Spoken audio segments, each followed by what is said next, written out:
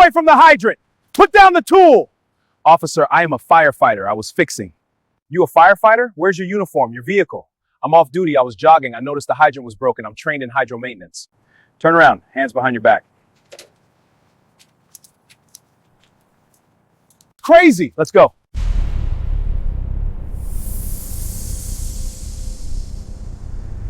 Vandalism-He keeps his pace even as the sidewalk slopes slightly downhill, breath steady, arms loose, eyes scanning the street the way he always does when he runs. It's early enough that traffic is thin but late enough that people are awake, garage doors lifting, sprinklers clicking on, a delivery truck idling a block away. The neighborhood looks calm because it usually is. That calm is part of why he runs here. He passes the same houses he passes most mornings, not because he's attached to them, but because the route works. 2 miles out, 2 back. No surprises. He checks his watch at the corner, adjusts his stride, and settles back into rhythm. Running is the one thing that still feels entirely his, no radios, no supervisors, no explanations required. Just movement and attention. Attention matters to him. It's not something he can turn off. Training does that to you. When you spend years learning how small problems turn into big ones, you stop seeing the world as background. You see it as a series of systems that either work or don't. Curb drains. Power lines. Hydrants. He notices them without thinking about it. The hydrant is on the far side of the next intersection, painted red, set back from the curb by a patch of dry grass. He doesn't slow at first.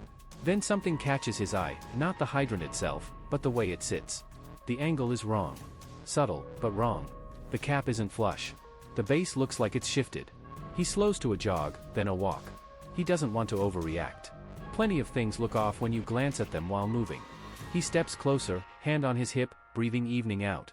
The hydrant rocks slightly when a truck passes. That's not normal. He crouches, not because he plans to do anything yet, but because it's easier to see from here. The retaining bolts are there, but one looks loose. The outlet cap has been cross-threaded. If pressure hits it like this, it won't seal. If a crew hooks up in a hurry, it could fail. That's not hypothetical. He's seen it happen. Javion stands and looks up and down the street. No one is right there. A woman across the road is loading groceries into her trunk. A man is walking a dog farther down. Nothing unusual. He could keep running and call it in later. That's what the handbook would say. But he also knows how long later can take. He knows how calls get triaged. He knows what happens when something sits on a list instead of getting fixed. He checks the hydrant again, pressing down on the cap. It shifts. Not much. Enough. He tells himself he's just going to stabilize it. Not a full repair. Just enough so it's not a hazard until someone official gets there. He has gloves tucked into his waistband. He always does. He kneels, pulls them on, and tests the bolt with his fingers. Loose, like he thought. This is muscle memory. He doesn't rush. He doesn't hide what he's doing. He adjusts the bolt, seats the cap properly, checks the base. He's careful not to over-tighten. He knows the torque by feel. It takes less than 2 minutes. When he stands, he wipes his hands on his shorts and steps back. The hydrant doesn't move when a car passes. He gives it one last look. Better than it was. Not perfect. Safer. Hey! The voice comes from behind him, sharp enough to cut through the morning. Javion turns. A man in a gray hoodie has stopped on the sidewalk, phone in his hand, eyes fixed on the hydrant and then on Javion. You're not supposed to mess with that, the man says. I know, Javion replies, keeping his voice level. It was loose. The man looks unconvinced. He raises his phone slightly, like he's already halfway into a decision. Javion doesn't argue. He doesn't explain further. He doesn't need to. He steps back, gives the hydrant space, and pulls his gloves off. I'm heading out, he says, already turning. He gets about half a block before he hears the sirens. Not blaring. Just the short, controlled chirp that says someone called and someone responded quickly. He slows, then stops. He doesn't feel guilty, but he does feel the familiar tightening in his chest. He's been in enough rooms where explanations come after assumptions to recognize the pattern forming. The patrol car rolls up and stops at an angle near the hydrant. Another pulls in behind it. Doors open. Commands come fast. Sir. Step away from the hydrant. Javion turns, hands visible. I already did. Where are you going? Home. I was running. Come back here. He walks back, slow, deliberate. He keeps his hands where they can see them. He's done this before in other contexts, taught others how to do it. Calm helps. Clear answers help. He stops where they tell him to stop. Officer Everett Langford steps forward. He's tall, square-shouldered, hand resting near his belt. His eyes move from Javion's face to his clothes to the hydrant. What were you doing with it? Langford asks. It was loose, Javion says. The cap wasn't seated. I stabilized it. Langford frowns. You work for the city? I'm a fire safety technician, Javion replies. Off duty. Got ID. Javion reaches slowly, pulls out his wallet, and holds it out. Langford barely glances before handing it back. You can't just decide to fix city property, Langford says. I didn't fix it, Javion says. I prevented it from failing. Another officer circles the hydrant, crouches, touches the cap. Looks fine to me. It didn't before, Javion says. That's the point. Langford's jaw tightens. We got a call about vandalism. Javion looks at the man with the phone, now standing farther back, arms crossed. I wasn't vandalizing anything. Sir, Langford says, voice firm, step back. I already am, Javion says. Langford steps closer. Turn around. For what? Turn around. Javion hesitates for half a second. Not because he plans to resist, but because this is the moment where calm explanations stop working. He turns. The cuffs click around his wrists, cold and tight. What am I being detained for? He asks. Vandalism of public property, Langford says. Javion exhales slowly. He looks at the hydrant one last time, solid and upright, doing exactly what it's supposed to do. He thinks about how quickly a routine can be rewritten. How a decision made to prevent harm can be recast as something else entirely. He doesn't argue anymore. He knows there will be time for that later, if anyone cares to listen. Thank you for watching this video. Hit the subscribe button, like, and comment to get more videos that deserves justice. The cap isn't seated right. Javion sees at the moment he looks again, closer this time, hands still cuffed behind him, standing a few steps away while Officer Langford talks quietly into his radio. The hydrant looks calm to anyone passing by, just another red fixture on a quiet street, but he knows what's wrong with it. He can see the slight tilt at the base, the uneven line where metal meets concrete. It's the kind of thing you notice only if you've been trained to notice it. Langford finishes speaking and turns back to him. You said it was loose. It was, Javion says. Still is, just less than before. That hydrant looks fine, Langford replies. My partner checked it. He touched the cap, Javion says. That's not the issue. Langford's eyes narrow. You want to explain that? Javion shifts his weight, the cuffs biting into his wrists. The retaining bolts aren't seated evenly. One was backing out. The cap was cross-threaded. If a line hooks up under pressure, it can shear. Langford stares at him for a second. In English. It could fail when someone needs it most, Javion says. It could spray instead of feed. That costs time. Time for what? Langford asks. For a fire crew trying to keep a house from burning down, Javion says. For people trying to get out. The other officer stands up from the hydrant and shrugs. I don't see damage. Because damage doesn't always look dramatic, Javion says.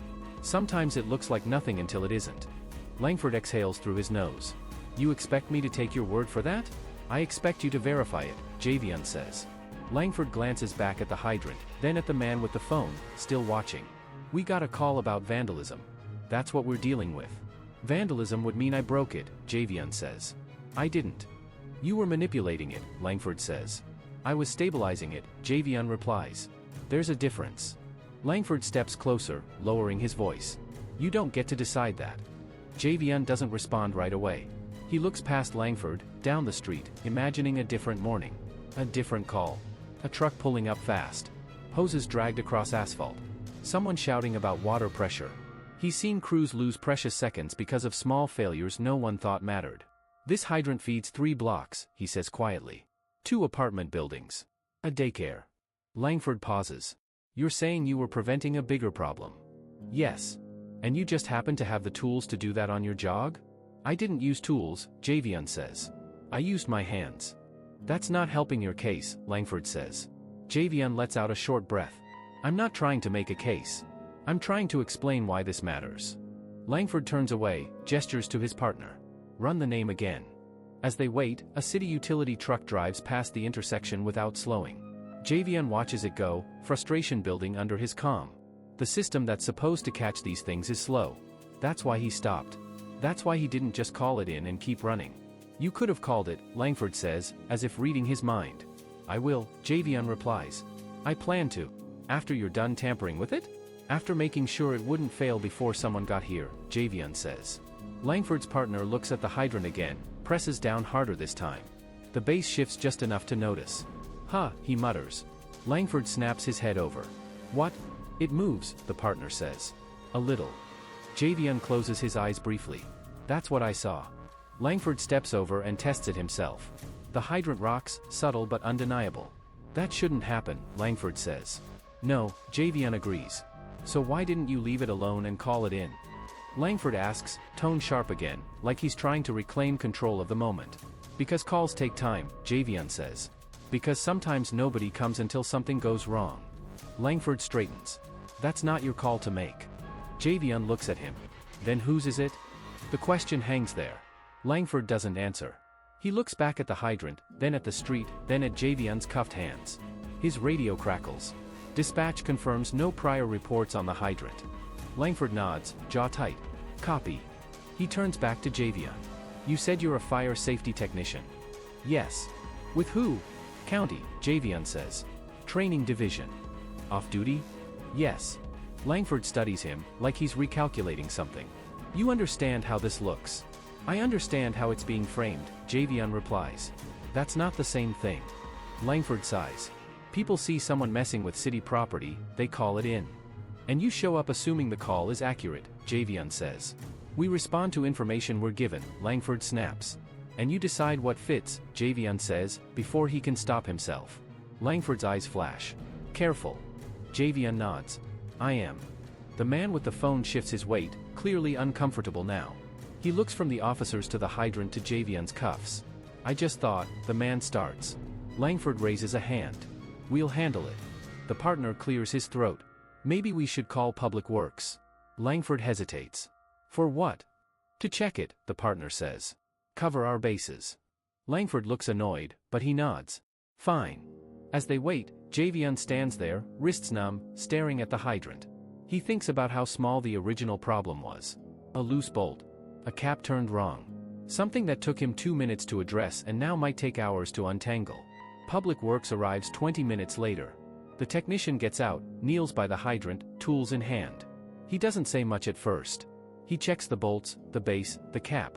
"Who touched this?" the technician asks. "I did," Javion says. The technician looks up.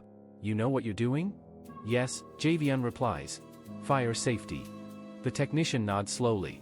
"You weren't wrong. Bolt was backing out. Cap was off thread." Langford stiffens. "So it was damaged?"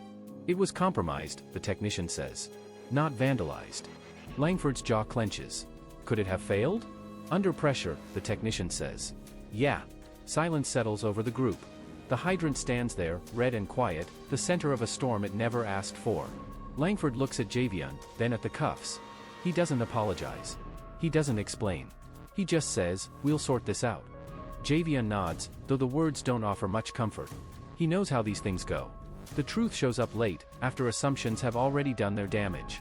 He watches the technician tighten the bolts properly, seat the cap with a wrench, make it right in a way that now requires official permission. When it's done, the hydrant doesn't move at all. Solid. Safe. "That's how it should be," Javion says. No one disagrees. He could have kept running. That's the part Javion keeps coming back to later, standing there with his wrist sore and his name being repeated into a radio. He could have slowed for half a second, noted the hydrant in his head, and made a call once he got home. That's what the rulebook prefers. Observe, report, move on. But he didn't slow for half a second. He stopped. The hydrant wasn't leaking or spraying water. It wasn't dramatic. It was quiet. Too quiet in the wrong way. The base had a faint shift when his foot brushed it, a dull movement that didn't belong. He put his hand on it and felt the give, subtle but real. A hydrant shouldn't respond to pressure like that. It should feel anchored, stubborn, immovable. He stepped back and looked around. No smoke. No sirens. No one yelling. Just a clean street and houses waking up for the day. That's when these things get missed. When nothing bad is happening yet. Javion thought about the last after-action report he'd reviewed. A structure fire where crews lost water pressure for almost a full minute because a hydrant valve failed under load. No injuries, but close enough that it changed how people talked in the room afterward. A minute doesn't sound like much until it's filled with heat and panic. He crouched and checked the cap. It wasn't seated right. Cross-threaded, probably by someone rushing a maintenance check or by a contractor who didn't bother finishing the job. The retaining bolt underneath was backing out just enough to matter. Not enough for a passerby to notice. Enough for someone trained to feel it in their hands. He stood there, weighing it. Call it in and leave it as is, or fix what he could with what he had. He didn't have tools, but he didn't need them for this. Just pressure, alignment, tightening by hand until it held. Temporary, not perfect, but better than leaving it unstable. Someone drove by slowly, glanced at him, then kept going. That happened a lot. People see what they expect to see. A man standing by a hydrant doesn't automatically read as a problem. He thought about how often he'd told trainees to trust their judgment but respect procedure. He thought about how procedure often assumes time is on your side. Fix it now, he said under his breath, more to steady himself than to justify it. Or risk what happens later. He set his feet and worked carefully, not rushing. He realigned the cap, eased it back into place, turned it until it caught correctly. He tightened what he could reach, checked the base again. It still moved a little, but less. Not perfect. Safer. That's when he noticed the man across the street standing still, phone held chest high, not recording yet but ready. Their eyes met. The man didn't wave. Didn't ask a question. Just watched. Javian straightened and gave a small nod, the kind meant to say, "It's handled." He thought about explaining, but the man had already looked away, tapping his screen. A few minutes later, the street changed shape. Not visually, but in the way it felt. The quiet thinned out. A car slowed too much at the corner. Another turned around. Then the sound of tires stopping with purpose. "Hey," a voice called out. "Step away from the hydrant." Javian turned. A patrol car had pulled up behind him, lights off but presence loud. He raised his hands without thinking, palms open. "Habit. I'm stepping away," he said, doing exactly that. Officer Everett Langford got out first, hand resting near his belt. His partner followed, eyes already scanning the scene like something might jump out of the bushes. "What's going on here?" Langford asked. "I noticed the hydrant was unstable," Javian said. "I adjusted it." Langford frowned. "You adjusted city property?" "Yes." "Why?" "Because it was compromised," Javian said. "It needed to be stabilized until maintenance could get here." Langford glanced at the hydrant, then back at him. "You authorized to do that?" "I'm a fire safety technician," Javian said. "Off duty." "Do you have ID?" Javian nodded. "In my pocket." "Don't move," Langford said quickly, then to his partner, "Cover him." Javian froze, hands still up. He felt the shift then, the moment where the decision he'd made started to turn into something else. He could feel it slipping out of his control. Langford retrieved the ID, looked at it longer than necessary. "This says training division." "Yes." "So you train people," Langford said. "You're not on a response call." "No." "So you took it upon yourself to mess with a hydrant in a residential neighborhood." "I didn't mess with it," Javian said. "I corrected a visible hazard." Langford's jaw tightened. "We got a call about vandalism." Javian looked past him and saw the man across the street still watching, phone now fully raised. "That's not what this was." "That's what was reported," Langford replied. The cuffs came out faster than Javian expected. Not rough, but firm. Decisive. "Turn around," Langford said. Javian hesitated for half a second, then did it. As the cuffs closed, he felt the weight of the decision settle in his chest. Fix it now, or risk what happens later. He'd chosen now. And now looked like this. "You're detaining me?" Javian asked. "For investigation," Langford said. "Until we figure out what you were doing." "I already told you," Javian said. "And you can verify it." "We will," Langford replied. "In the meantime, you're not touching anything else." Javian stared at the hydrant as Langford led him a few steps away. It stood there, quiet, almost ordinary again. He wondered how many people had walked past it that morning without seeing anything wrong. He wondered how many would walk past it tomorrow assuming it had always been fine. He thought about the choice he'd made. He thought about how easily prevention gets mistaken for interference. And he wondered, not for the first time, how many disasters never happen because someone intervenes, and how many people get punished for doing exactly that. The dispatcher's voice crackles through the cruiser speaker before the doors even close. Caller reports a male subject tampering with a fire hydrant. Appears to be attempting to damage city property. Langford glances at his partner. Tampering, he repeats, already turning the wheel. Across the street, the man with the phone lowers it just long enough to speak clearly. "Yeah, he's messing with it. Twisting things. I don't know what he's trying to do, but it doesn't look right." "What doesn't look right?" the dispatcher asks. "He's not with the city," the man says. "No uniform. Just out there touching it like he owns it." Javian hears none of this, but he feels the shift before the cruiser even stops. The way the air tightens. The way attention sharpens. He's standing with his hands still raised, trying to stay calm, watching Langford listen to a version of events that doesn't include him at all. "Sir," Langford says into the radio, eyes on Javion. "We've got him detained." The dispatcher responds, "Copy." Caller states subject appeared nervous when observed. Javion exhales slowly. Nervous. He almost laughs, but doesn't. He's been trained not to give emotion any room in moments like this. Emotion gets misread. Emotion gets used. Langford clicks the radio off and looks at him. "Why'd you get nervous when you saw him watching you?" "I didn't," Javion says. "I noticed him." "That's different." Langford doesn't answer. He turns back to the radio. "Can you stay on scene, sir?" he asks the caller. "We may need a statement." The man nods quickly. "Of course." Javion watches the exchange and understands what's happening. The concern has already hardened into something else. The call has done its work.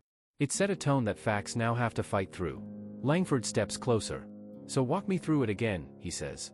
"Slow." "I was running," Javion says. "I noticed the hydrant was unstable. I checked it. The cap was cross-threaded and a bolt was backing out. I corrected what I could to prevent failure." "And you didn't think to call it in first," Langford says. "I did think about it," Javion replies. "I also thought about how long it can take." Langford nods, but his face stays flat. From where he was standing, he says, gesturing toward the caller, it looked like vandalism. "Because he doesn't know what he's looking at," Javion says. "That's not his job," Langford replies. "It's ours to respond." "To what?" Javion asks. "A description that leaves out context?" Langford's eyes flick up sharply. "Careful." The partner steps in, voice calmer. "The call came in as a possible crime. We have to treat it that way." Javion nods. "I get that. I also know how often possible turns into assumed." The partner shifts, uncomfortable. "Sir, we're just trying to figure this out." "Then ask better questions," Javion says. "Or ask the right people." Langford turns back to the caller. "You said he was twisting things. Did you see him break anything?" The man hesitates. "I mean, no. But he was messing with it." "Did you see tools?" Langford asks. "No." "Did you hear anything break?" the partner adds. "No," the man admits. "But why would someone be touching it at all?" Javion hears the question and feels the familiar sting. "Why would someone like you be doing that?" "Because sometimes things need attention before they fail," he says. Langford ignores him and keys the radio again. "Dispatch, can you run a check on the hydrant location? Any scheduled maintenance?" A pause. "Negative. No scheduled work." Langford looks back at Javion. "So you weren't supposed to be there?" "I wasn't scheduled," Javion says. "That doesn't mean it wasn't necessary." Langford sighs. "You see the problem." "I see the pattern," Javion replies. The caller shifts again, clearly uneasy now that his certainty is being questioned. "I was just trying to look out for the neighborhood," he says. "You see someone doing something strange, you call it in. That's what they tell you to do." Langford nods. "You did the right thing." Javion turns his head toward him. "Did he?" The street goes quiet. Not empty quiet. Tight quiet. Langford stares at him for a long moment. "Concern becomes a threat real fast," Javion says. "All it takes is a phone call." Langford's jaw works. "That's enough." The partner clears his throat. "Maybe we should slow this down. Verify his credentials." "We will," Langford says. "But until then." "Until then, he's already cuffed," Javion finishes. Langford doesn't deny it. He looks at the hydrant again, then at the caller, then back at Javion. The story he arrived with is cracking, but it's still holding. "People don't usually stop mid-run to work on city equipment," Langford says. "People don't usually notice when it's about to fail," Javion replies. "That's why it matters when someone does." The radio crackles again. Unit 12, Supervisor requests status. Langford presses the button. "We've got a detained subject, possible vandalism. Verifying." "Copy," comes the response. "Advise if escalation needed." Langford releases the button and looks at Javion. "You understand how this works now. We follow the call. We follow procedure." "And if the call is wrong?" Javion asks. "Then we correct it," Langford says. "After the damage," Javion replies. "Just not the kind you write up." The caller lowers his phone completely now. "I didn't mean for all this," he says, quieter. Javion looks at him. "You didn't have to mean it. You just had to report it." No one responds. The hydrant stands there between them, silent evidence of how quickly a simple act can be reframed. Concern has done its job. It's become a threat, and now the burden is on Javion to undo a story he never told. The cruiser doors shut with a final sound that tells him this isn't a conversation anymore. Authority has arrived, and curiosity didn't come with it. Langford positions him near the curb, angled just enough to feel exposed. The cuffs stay on. No one asks him to sit. No one asks him anything new. The scene freezes around a version of events that's already been decided. Stand right there, Langford says, not unkindly, just firm. Don't move. Javian nods. He's learned that nodding is safer than explaining. Explaining sounds like arguing once a decision has been made. The partner walks the perimeter, slow, scanning the ground like evidence might appear if he looks hard enough. He circles the hydrant again, touches it with the tip of his boot, then steps back. No questions. No acknowledgement of what Javian already explained. Langford speaks into the radio. We've got a subject detained. Possible vandalism. Hydrant involved. The words feel heavy, like they stick to the air. Possible doesn't sound possible when it's said like that. It sounds settled. Javian clears his throat. Can I ask what part of this looks like vandalism? Langford doesn't look at him. You altering city infrastructure without authorization. I stabilized a loose cap, Javian says. That's not altering. That's preventing failure. Langford finally turns. That's your interpretation. It's a technical fact, Javian replies. Langford's face stays neutral. This isn't a training scenario. This is a call for service. And the service is what, Javian asks, to assume the worst first? Langford steps closer. The service is to control the situation. By controlling me, Javian says. By controlling variables, Langford corrects. Javian looks past him, sees the caller still standing there, arms crossed now, less confident but still present. Authority has validated the call just by showing up. That's how it works. The uniform does half the storytelling. A second cruiser pulls up. A supervisor steps out, eyes moving quickly, taking in the cuffs, the hydrant, the phones, the posture of everyone involved. What do we have? The supervisor asks. Langford answers without hesitation. Caller reports subject tampering with hydrant. Subject claims fire safety background. We're verifying. The supervisor looks at Javian. You touch it? Yes, Javian says. Why? Because it was unstable, Javian replies. And because leaving it that way is dangerous. The supervisor nods once, then looks at Langford. Any damage? None visible, Langford says. Any tools? No. The supervisor looks back at Javian. You got ID? Langford holds it up. County Fire Safety. Training. The supervisor studies it, then hands it back to Langford. Call it in. Confirm. Langford hesitates. Just a beat. Then he keys the radio. As they wait, the supervisor turns to the caller. You see him break anything? The man shifts. No. But he was messing with it. Messing how? The supervisor asks. Turning things. Adjusting stuff, the man says.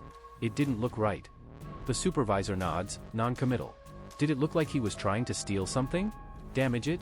No, the man admits. I just didn't know why he'd be doing that. The supervisor looks back at Javian. That's the gap, he says. People don't like gaps. Javian meets his eyes. Gaps are where prevention lives. The supervisor studies him for a moment, then turns back to Langford. What do you think? Langford's answer comes quick. Procedure says unauthorized manipulation of city property is an offense. The supervisor raises an eyebrow. Procedure also says to assess intent and impact. Langford doesn't respond. The radio crackles. Dispatch confirms subject employed with County Fire Safety. Training Division.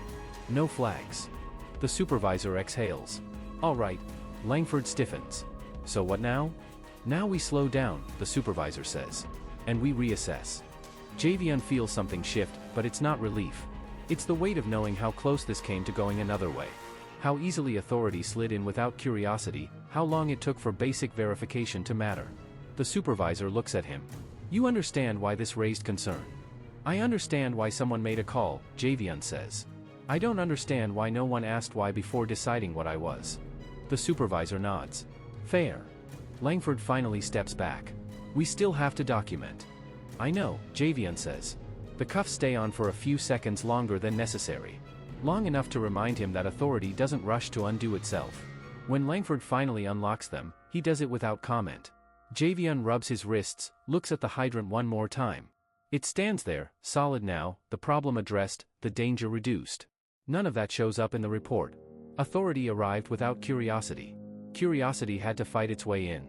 And even now, standing free, Javian knows the story isn't over. It's just moved from the street into paperwork, into memory, into the quiet understanding that doing the right thing doesn't protect you from being treated like you did the wrong one. Langford doesn't look at him when Javion explains it again. He's writing now, pen moving fast, already committed to a version that doesn't need revision. So you're saying you corrected a mechanical issue, Langford says, still not looking up. Yes, Javion replies. I've explained what the issue was and why it mattered.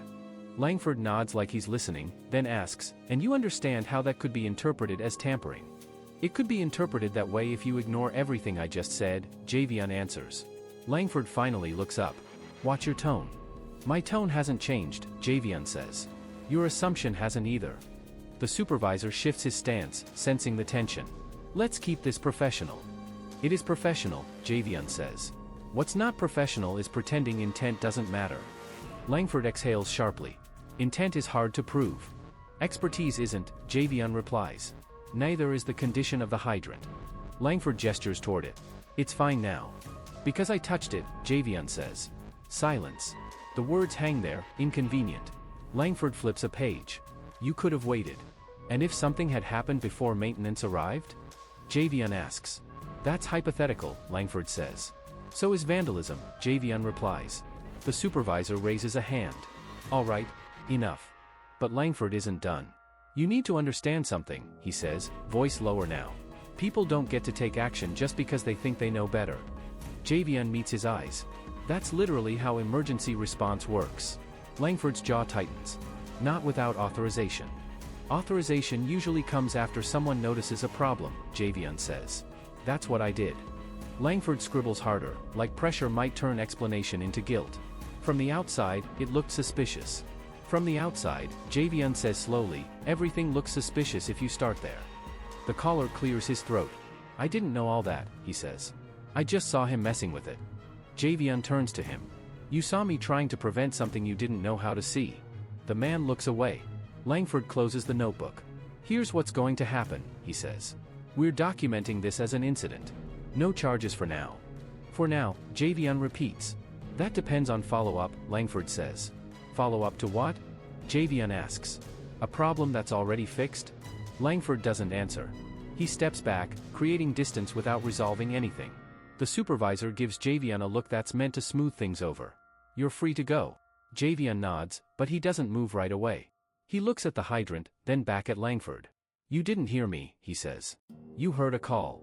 Langford turns away. As Javion starts walking, he feels it settle in.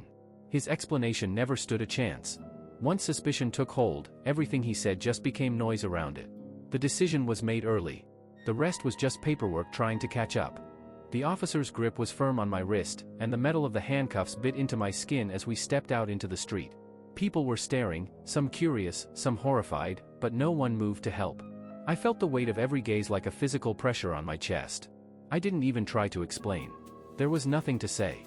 The law had made its judgment, and now I was the example. I could hear the faint whispers behind us. Look at him. What did he do? My cheeks burned, not from shame for what I had done, but from the raw exposure. I had imagined public humiliation before, in some abstract way, but feeling it, walking down a street where everyone could see you, where every slight glance felt like a needle, was different. It was precise and unrelenting. The officer led me to the front of the small plaza where the council had decided this punishment would be carried out. There was a platform, barely raised, but enough that it made me visible from every corner. My hands were behind me, wrists locked, and I couldn't shift or hide. I noticed the kids on the edges of the crowd, staring with wide eyes, parents tugging at their sleeves to pull them back. I hated that they were watching. I hated that it wasn't just me being shamed but anyone who got close enough to see. The city clerk stepped forward with a stack of papers, reading aloud the details of my offense. Each word was clear, deliberate, and designed to mark me as guilty in the public record. I tried to hold my posture, to keep my face neutral, but my jaw clenched, my stomach twisted. People murmured. Some nodded like they understood the law had to be enforced. Others shook their heads in disbelief. I could feel their judgment without them saying it aloud. I thought about my life before this moment, the choices that led me here, and I realized just how thin the line had been. One wrong decision, one failed attempt at covering a mistake, and suddenly, the world didn't just punish you quietly anymore. It made you a spectacle. The officer kept his hand on my shoulder, guiding me through the formalities. I could feel the metal cuffs every time I shifted my weight. Every movement reminded me that I was exposed, that there was no privacy, no dignity left. I tried to meet the eyes of anyone looking directly at me, to silently plead for understanding, but most faces looked away, uncomfortable or indifferent. Some sneered. That hurt more than the cuffs ever could. After the reading, I was made to stand still for a long stretch, letting the humiliation settle like a physical weight. I didn't speak. I couldn't. My throat was tight, and my thoughts were chaotic, cycling through every regret, every moment I could have turned back. I realized that humiliation like this isn't just about making someone feel small, it's about making them remember the exact path that got them there. Every step forward is a reminder of the step you missed that would have kept you out of this place. When the punishment finally ended, the handcuffs were removed, and the officer led me away. I expected relief, but it didn't come.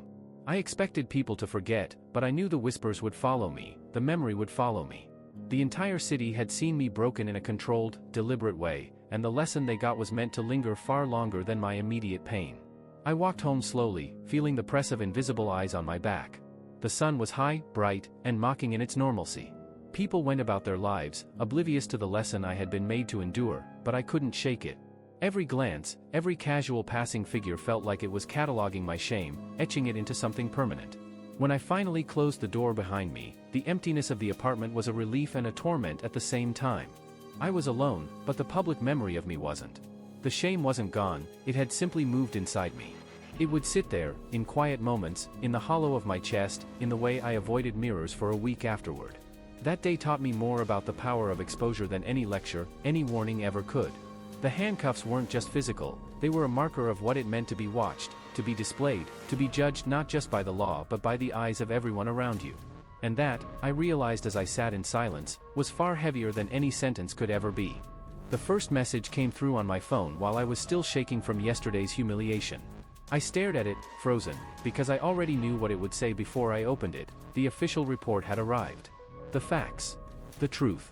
Everything I had been yelling about in my defense, every explanation I tried to give, had been ignored until now, and now it was too late. The damage was done. I read the report slowly, word by word, trying to convince myself that maybe it was a mistake, that someone had typed the wrong name, the wrong date. But every line confirmed it. The surveillance footage proved I hadn't done what they accused me of. Witness statements I'd been shouting about, the ones no one listened to, they all lined up in my favor. Clear, indisputable. The truth was staring me in the face, but it didn't feel like a victory. The officer who had handcuffed me yesterday stopped by my apartment later, awkward and hesitant. He didn't say much at first, just shuffled his feet and avoided my eyes. The report, it's all been cleared up, he said finally, like he wasn't sure I'd believe him. I nodded, but inside, I felt nothing. It wasn't relief. It was exhaustion, a raw, aching awareness that no one could undo what had been done. I tried calling the council, the city clerk, anyone who had been part of the public shaming. I needed them to understand, to see that the punishment had been based on a lie.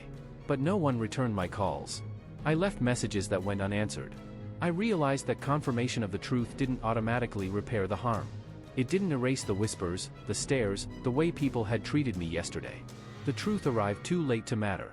I went outside to clear my head, walking down streets I had walked 100 times before.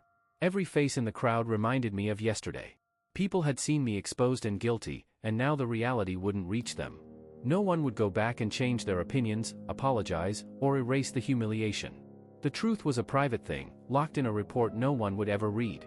Friends reached out after the report leaked quietly through unofficial channels.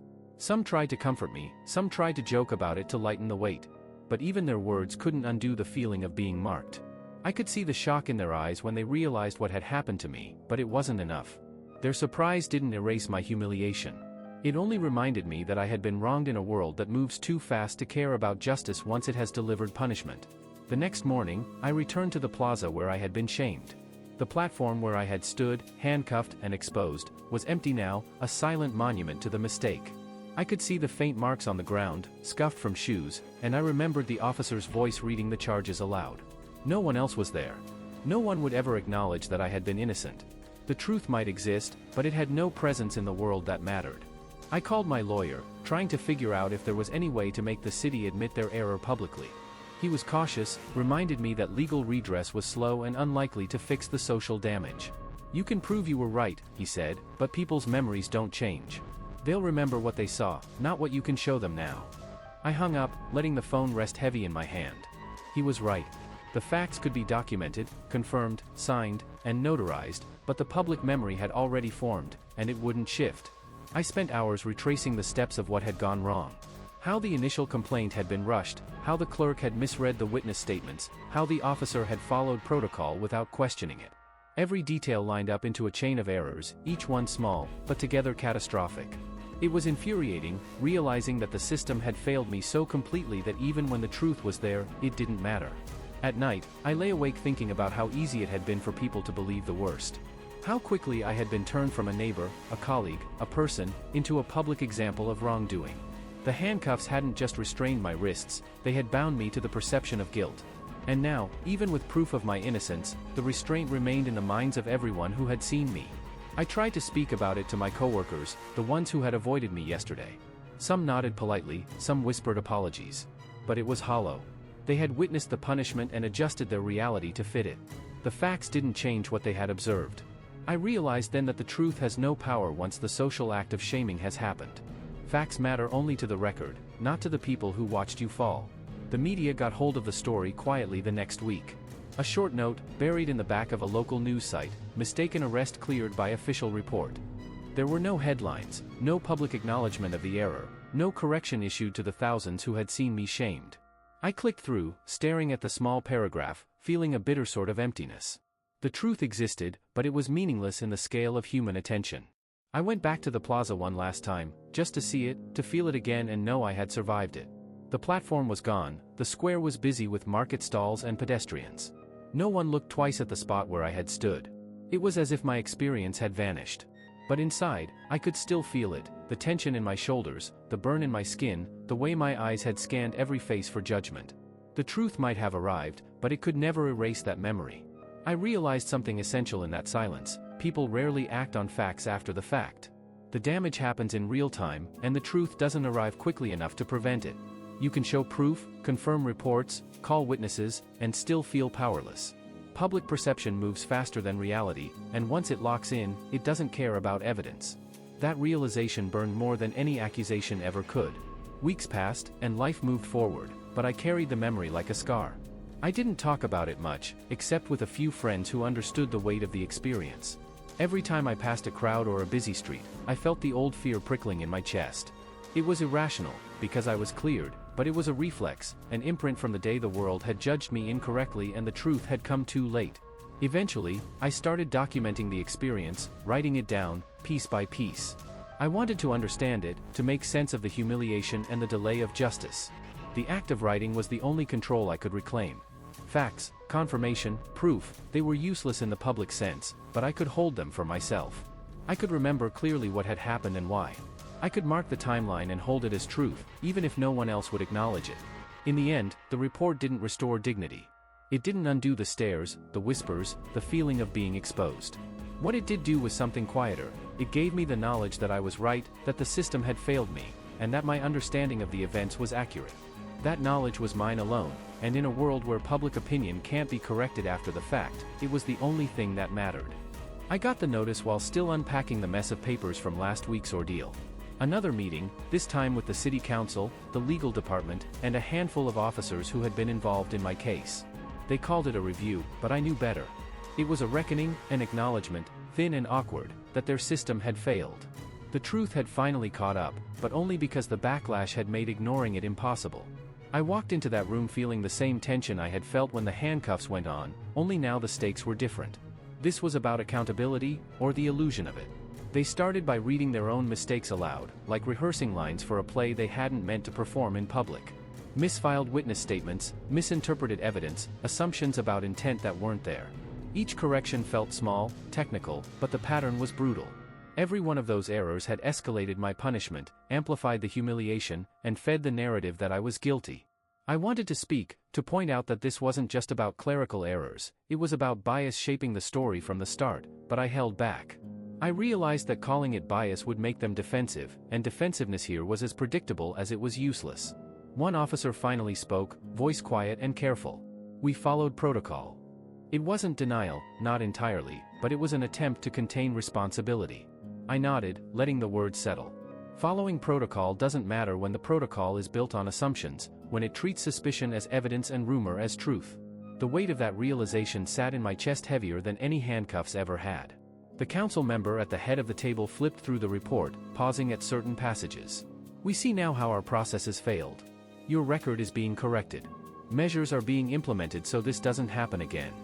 They talked about reforms, retraining, audits, reviews. Each word was carefully neutral, intended to close the conversation without discomfort. I listened, calculating the real cost. The reforms would never touch the people who had watched me shamed. The whispers would linger, the memory of my public humiliation would remain, and the perception that I had been guilty would survive far longer than their corrective measures. I left that meeting with a file full of signed acknowledgments and a hollow sense of closure. The paperwork confirmed that I had been right, that the system had been wrong, but it didn't restore the time I had lost or the way people had looked at me. Evidence had been an afterthought, and bias had been the narrative. I realized that accountability, in practice, is only as strong as the willingness of the people enforcing it to confront their own assumptions. The moment they stop questioning, the system becomes blind, and fairness becomes optional. Over the next weeks, I watched the reforms slowly roll out. Officers received new training on evidence verification, clerks were instructed to double-check statements, and the council promised greater transparency. It looked good on paper, neat and structured, but the reality on the street was different. People don't observe reform, they remember the spectacle. I would be that memory for anyone who had seen me shamed, and there was nothing to erase it. I tried to reconcile that in my mind, that being right doesn't always mean being restored. I spoke with a few neighbors, the ones who had watched the platform, the crowd, the public reading of my alleged crimes. They were polite, cautious. Some admitted they had assumed guilt, even quietly apologized. I didn't push for absolution. I only needed them to hear me, to know the truth in their presence, even if it couldn't change what they had seen. Their acknowledgement was small, fragile, and delayed, but it was real. A quiet counterweight to the noise of yesterday. The hardest part was understanding how quickly bias had shaped the narrative. One missing line in a report, one misread statement, one skeptical glance had snowballed into public judgment. Evidence had existed the whole time, but it had been invisible until it no longer suited the momentum of assumption. I thought about all the people who suffer quietly in the same way, whose innocence is never proven, whose public perception never corrects itself. My case had an endpoint, but theirs didn't.